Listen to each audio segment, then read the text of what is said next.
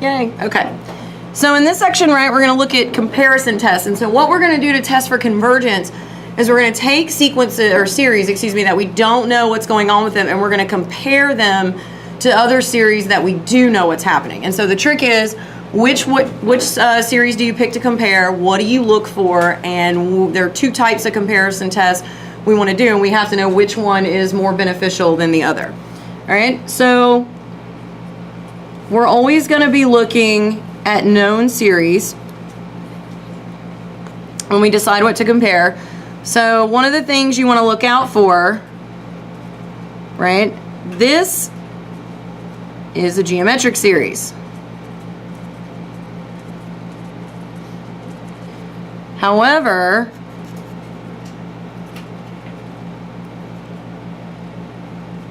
oops,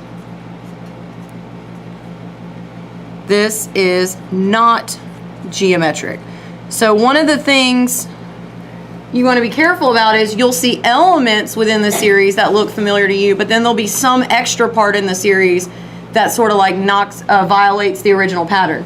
So 1/2 to the n is geometric because we can rewrite it as 1/2 raised to the n, but the n in the numerator on the second one makes it not geometric. All right. However, we would probably compare the second series to a geometric series because it is similar, and we can assume it'll behave the same way. And I think by now we all understand that 2 to the n in the denominator is going to overtake that n in the numerator. It's going to grow to go to infinity much, much quicker. All right, similarly, we learned last week, right, that this is a p-series.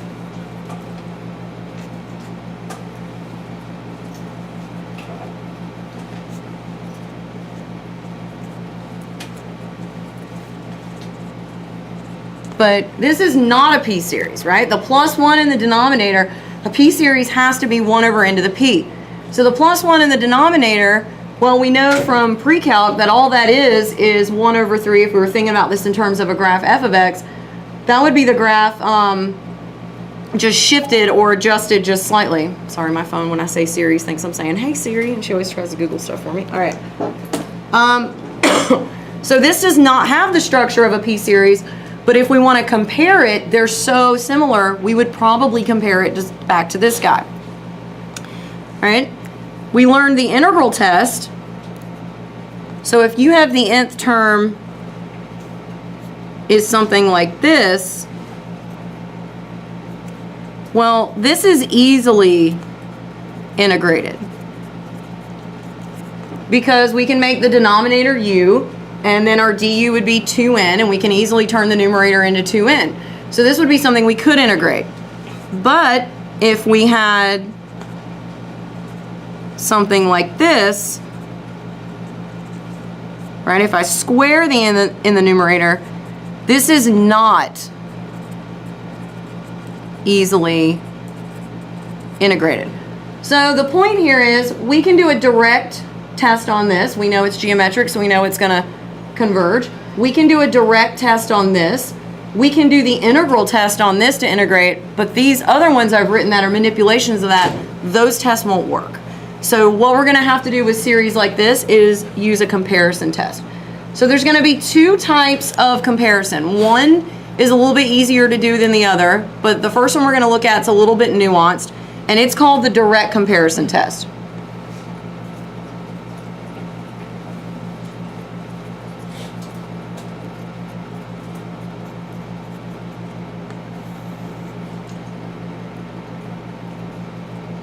So we need two series whose nth term are positive, and we have a well-defined inequality for all n. So we can order them, one's bigger than the other. And what we say is that if the larger series converges, then the smaller series must also converge. So you can think of that as, right, big traps small. So the idea here for this first step is we're trying to determine the convergence of the A sub n series, right? And I'm pretty sure it converges, but I can't show it directly. So the goal is, can I find another series that's bigger than that series that I know for a fact converges? So I kind of always tell people on this one, you kind of want to think about this like the Indiana Jones analogy, right? He's in a room, the ceiling's collapsing, right? And the goal is here, you want to find the ceiling, because if the ceiling collapses all the way to the ground and you're still in the room, you're going to get squashed right with it. So the idea is, when you've got a series that you think converges, find something bigger than itself, and if that thing collapses down to 0, then everything less of it must also collapse down to 0 as well, right? The second way we do this is if we want to show divergence. So if we want to show divergence, if the smaller series diverges, then the larger one must also diverge.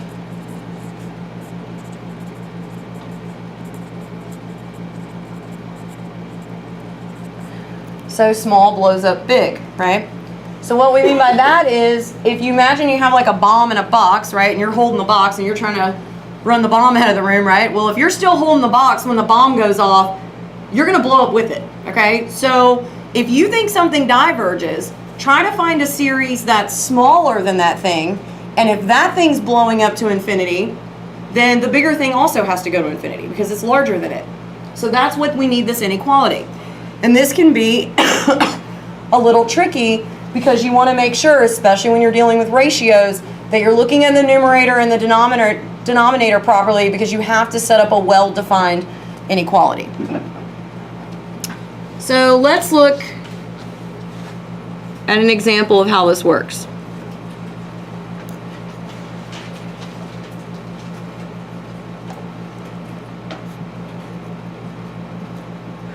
So if I have the series 1 over 2 plus 3 to the n.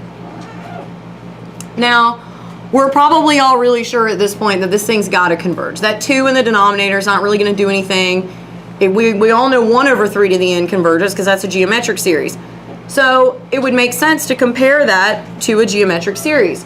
So if I remove the 2 from the denominator gets smaller, right?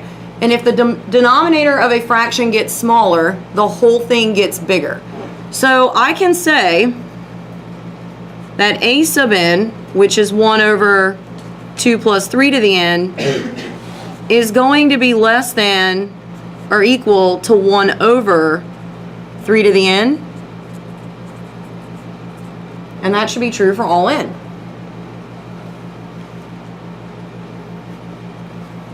So since I know that this guy converges, right, because it's a geometric series, well, if he's trapped underneath it, he's got to converge as well. So since b to the n converges,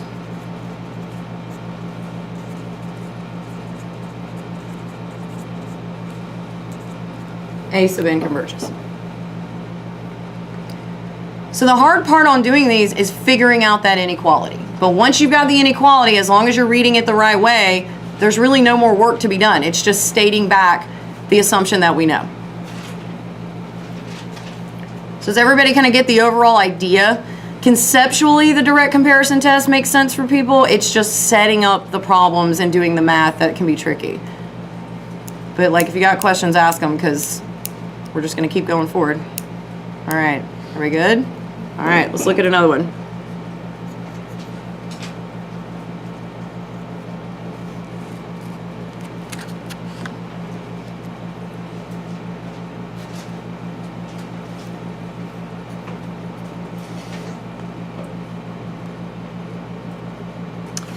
So this one, a lot of you, myself included, I always really struggled with this test when I was in school. A lot of you, myself included, would be like, oh, this is just like the previous example. I'll just knock that 2 off, and I'll compare it to 1 over to the square root of n, which is a p-series. And I know that a p-series, if p is less than 1, diverges. However, look what happens to the inequality if you do that. If you set up and you remove the 2, you've created something larger. And that's not how the direct comparison test works. Because all you've now done is said, well, I found something bigger than the original function that already diverges. That doesn't help you. I need something smaller than the original function to diverge. So what actually you have to do in this case is we need to increase the denominator to make it smaller. So can anyone else think of something that we know diverges that sort of has but would be bigger than the square root of n? Anybody any guesses? What was the other diverging p-series? What do we say about the value of p for divergence? Less than 1 diverges, but also there were 3 cases. Bigger than 1, less than 1, and a equals 1. The harmonic series. So n is definitely bigger than the square root of n. All right? So one of the things you want to remember here is we're only talking about the behavior of this guy as we go to infinity. So now I could set up this inequality. I can say, well, 1 over n is less than or equal to 2 plus the square root of n for all n greater than or equal to 4. So the first 4 terms, it's not so clear what's happening, but once you go beyond the 4th term, this inequality is very well defined, okay? Now we know this is the harmonic series. This diverges, and since it's smaller, anything bigger than it must also diverge. So this is the bomb in the box version. You gotta have something, gotta have a bomb below you to blow up so the big thing will blow up with it, right? So right here what we would say is the test is inconclusive, right? We just didn't pick the right series. So don't fall into the trap that the thing you're comparing it to is always going to look exactly like it, okay? So the intuition that this was some form of a p-series was right. We just needed to compare it to the correct p-series.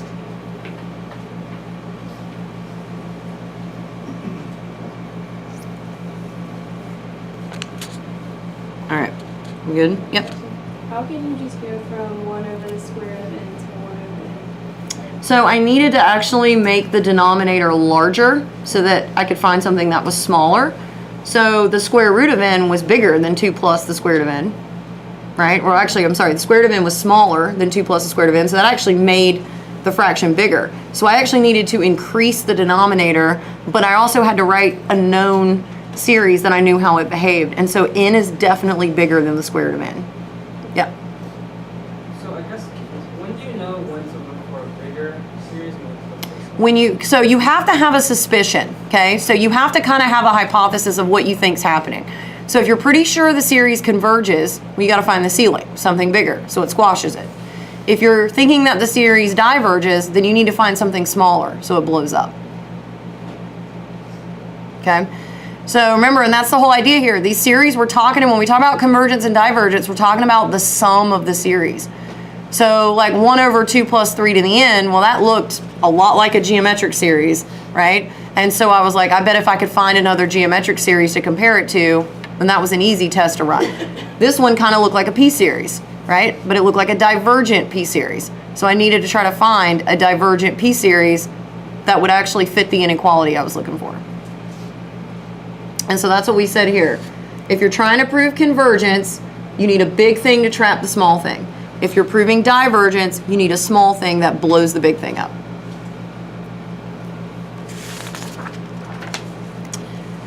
So the other comparison test that I like, it's a little more robust.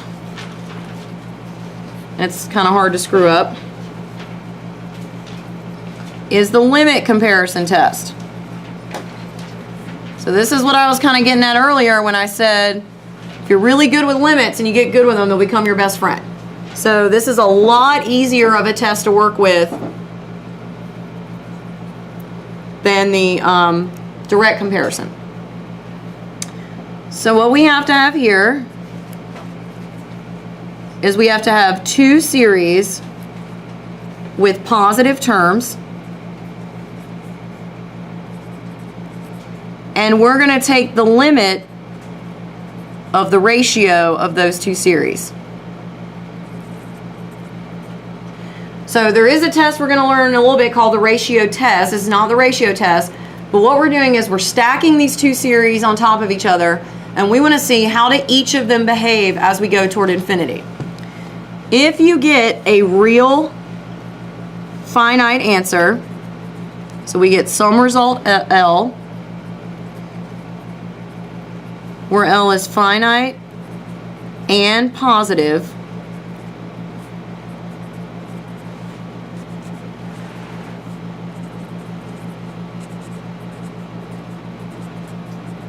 then what you're saying is these two series behave the same way. So they will either both diverge or both converge. So just like on the last test, you have to know what the thing you're comparing it to does. So if you suspect that it's a diverging series, you pick another diverging series that you think behaves similarly, you take the limit, and if the limit comes out to be a real number, well then they're behaving in a similar fashion as they go to infinity, and we can conclude that they both diverge. If you think it converges and you pick a converging sequence and the limit produces a result, then we know they behave the same way and they both converge. One thing I like about this test is even though the theorem says put the A in over B in, it kind of doesn't matter. As long as you stack one on top of the other, it doesn't matter if you reverse the order. So it's not as nuanced as the direct comparison test. But as long as you're getting out a real result, you've got an answer.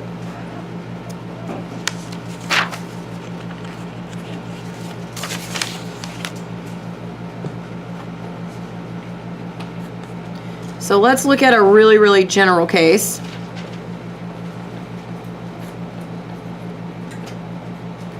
So let's say I just have 1 over a line. A and B represent constants. It could be any constants we want, right? We've just got 1 over some linear expression. We can see here that our values of n will be greater, and we're going to assume that A and B are both positive numbers. And what do you think I should compare this to? Look at the form of the denominator. Remember, n's the variable here. 1 over n. It is just another form of 1 over n, right? We threw a constant in front and we added something to the denominator, but when you're looking at something that looks like a polynomial, you want to look at the powers of n, right? So we're going to compare this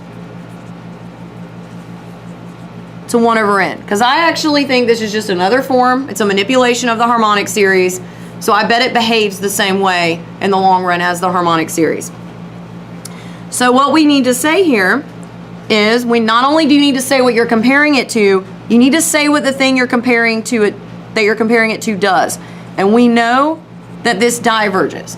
So this means if I set up my limit and I get an answer, they're both going to diverge. Okay? So the limit as n goes to infinity of the first expression, right? We're going to divide it by the other one, but since it's a fraction, we know we're really just going to multiply times the reciprocal.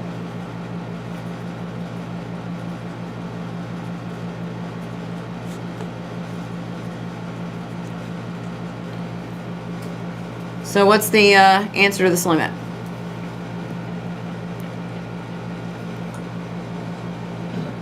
One over A.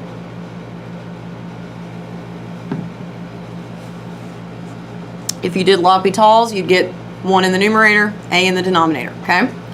Now, since we said A is positive, this is a finite positive result. So both series diverge.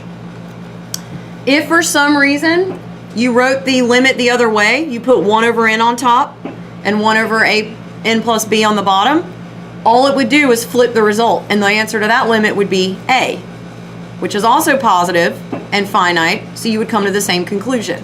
So that's why I like this test. So you don't have to worry about if something's bigger or smaller. All you got to do is stack them and see if you get an answer. And if you accidentally flip the fraction, it just flips the result, but it doesn't change the conclusion you would come to. Mm-hmm. So if you do this and you don't get a fine answer, and you just back to square one, Sort of. You're back to square one only under, unless you're doing one thing. If you are comparing something to a divergent series and the limit comes out, well, no, I'm sorry, I'm thinking ahead, another test. Yeah, no, if you don't get a real positive finite answer, then that means you either picked the wrong thing to compare it to, or you were wrong about your hypothesis, right? And you would either have to run another test or try to compare it to a different series. But if you got like a negative answer, something's gone really wrong. If you're getting infinity, something's not right. But we need a finite measurable response because we want to see how do these guys behave in infinity. So if you're getting positive infinity, that means the series you put on top is just getting to infinity so fast that you didn't compare it to the right thing in the denominator. Mm-hmm. All right, so let's look at some examples of some series and what we would compare them to and what our conclusion would be.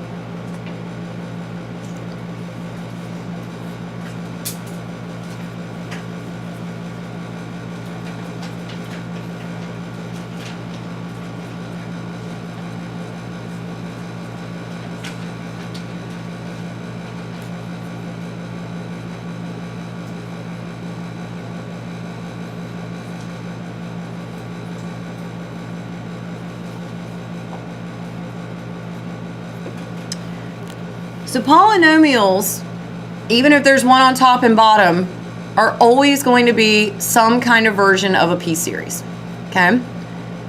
So if we look at the highest power of n in the denominator, this is essentially a p-series with degree 2. So I would compare this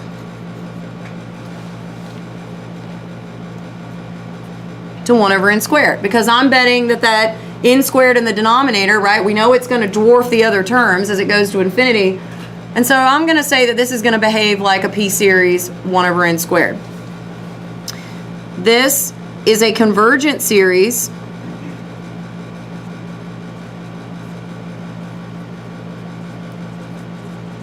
And so if we stack these guys on top of each other and took the limit, we would see that they both converge.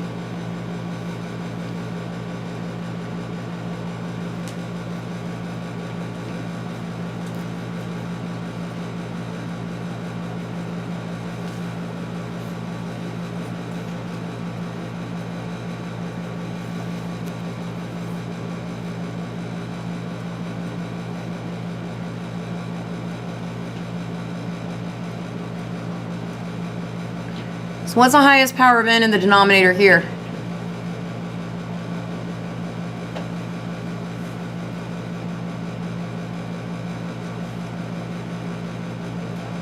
It's 1/2, right? It's sitting under radical, it's into the 1, and then that expression is all raised to the 1/2. So this is probably going to behave like 1 over the square root of n. So I would compare this to 1 over the square root of n, right? Which takes the form of a p-series where p equals 1/2, and we know that diverges.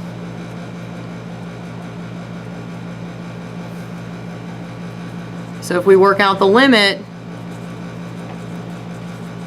we would see that they both diverge. So I actually recommend, these tests aren't hard to run.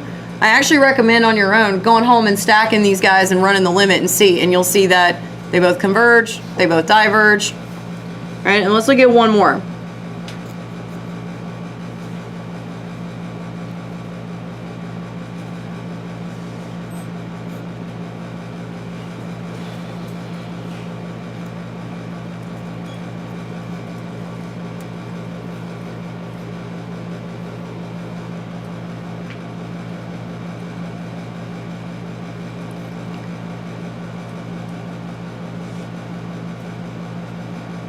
So there's actually two schools of thought on this one, okay? What you can do when you have a polynomial in the top and a polynomial in the denominator, or powers of n in the numerator, powers of n in the denominator. So some people would say, and both will give you the same answer, so these both work. Some people would say, well, I'm just going to take the highest power of n in the numerator and the highest power of n in the denominator, and they said they would compare it to that, right? But that is the same thing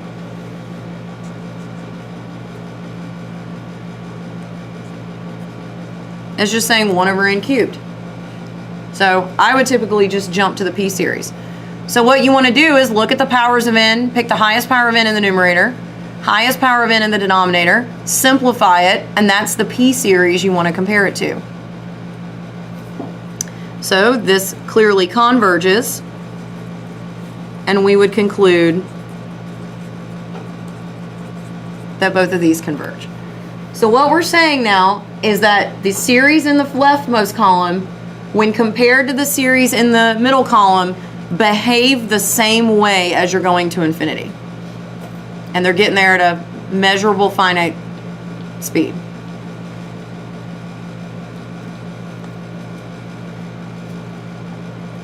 All right, so we're going to do some more examples where we actually work them out.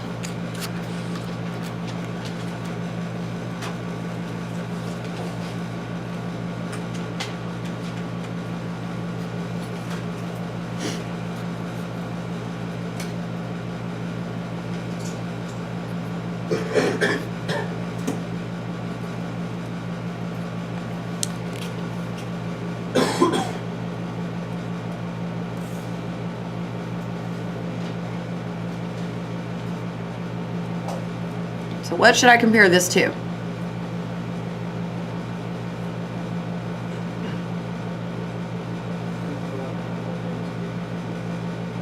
What does that reduce to?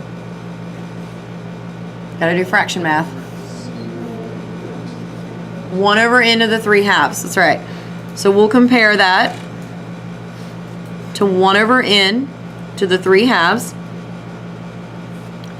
This converges, right? Because it's got a p-value greater than 1. So when we set up the limit, we take the first term, divide it by the second, so that's going to push that into the 3/2 in the numerator. When you multiply into the 1/2 times into the 3/2, you add the 1/2 to the 3/2 and get 2. So we end up with an n squared in the numerator over an n squared plus 1 in the denominator, and the limit of that is 1. That's a positive real number, so we conclude that they both converge.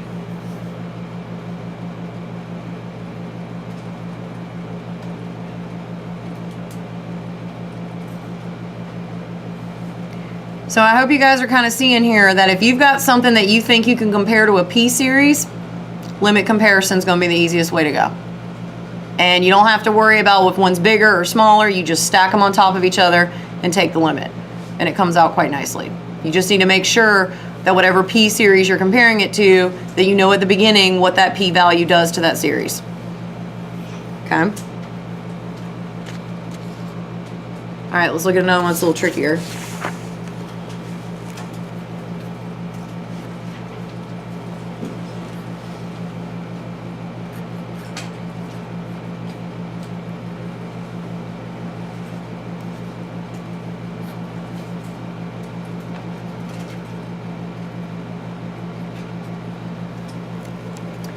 So we're going to learn some more tests going down the road.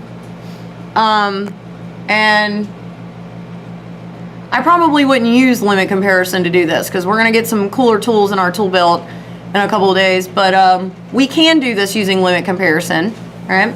So the 2 to the n is 2 to the n. You're kind of stuck with it. You can't really move that guy around. But we can look at the powers of n and we can see, well, you have n to the 1 in the numerator, n cubed in the denominator.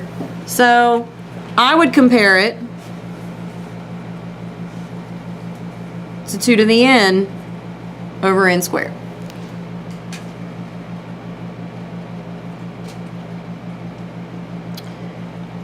Now we need to know what this series does. What does the series do?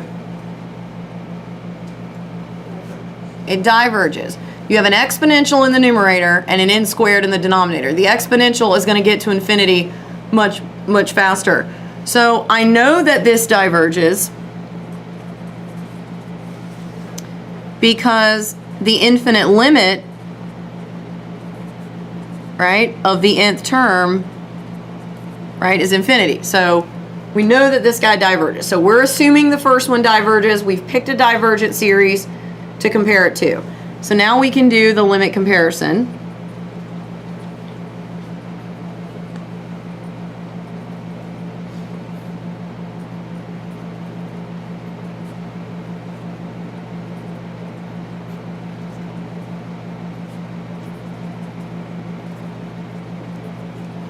So I want to simplify this ratio down.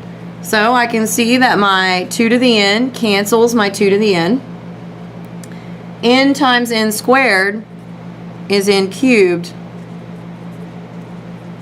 right, over my 4n cubed plus 1. So the limit of this is 1/4, which is a positive finite answer, so I got a result. And so that means they both have to diverge.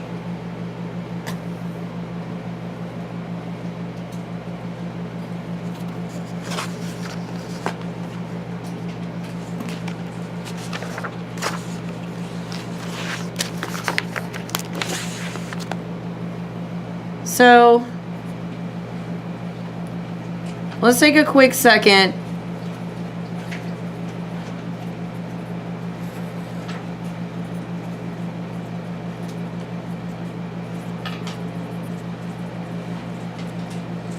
Because sometimes limit comparison won't work. Sometimes direct comparison is all you got, okay?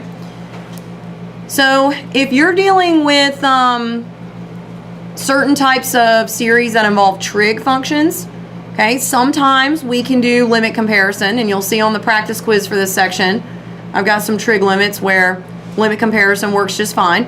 You kind of want to make sure when you're looking at like sine or cosine, the hint is look at the stuff inside the sine function. So for example, if I had the series, right, the sine of 1 over n, I can limit comparison test that to 1 over n.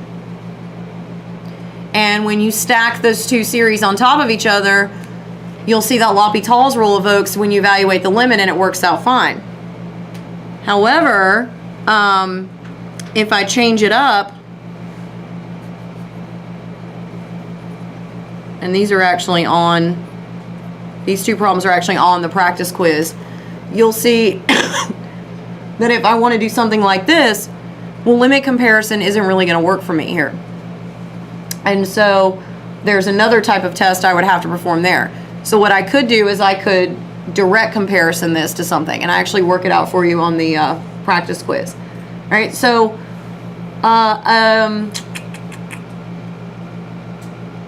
we could probably have used limit comparison on the first example we did. Let's see. Yeah, you could have done limit comparison on this as well. You could have compared it to 1 over 3 to the n, and when you stack those limits, we'd have gotten a result of 1. Oh, actually, no, we couldn't have. I'm sorry. You couldn't have, because what would have happened was you would have gotten 3 to the n over 3 to the n plus 2. So then if you took L'Hopital, what would just happen is you would get, oh no, it would work out. You just get 1. Yeah, and you get 3 to the n over 3 to the n, and then you would just cancel them. So you would get a finite result. So limit comparison would work there. Limit comparison would clearly work here. But you'll see, you should always kind of try for that guy first before you start doing the direct, unless there's just an obvious bigger thing and an obvious smaller thing, and then that's a really direct path to get you there.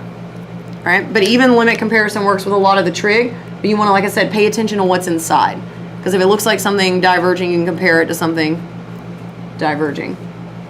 All right, well, that's it for this section.